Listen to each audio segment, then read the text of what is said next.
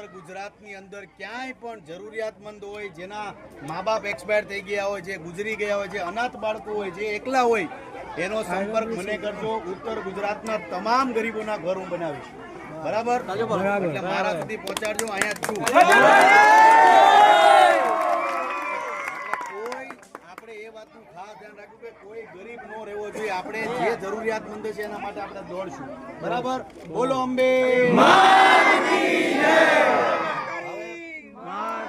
બોલો મહાકાળી.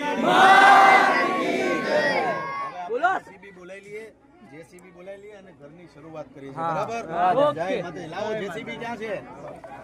સામાન ખાલી નહીં કરવું પડે. કાંઈ હોય તો ખાલી કરવાનું. ભાઈ બે ચકલી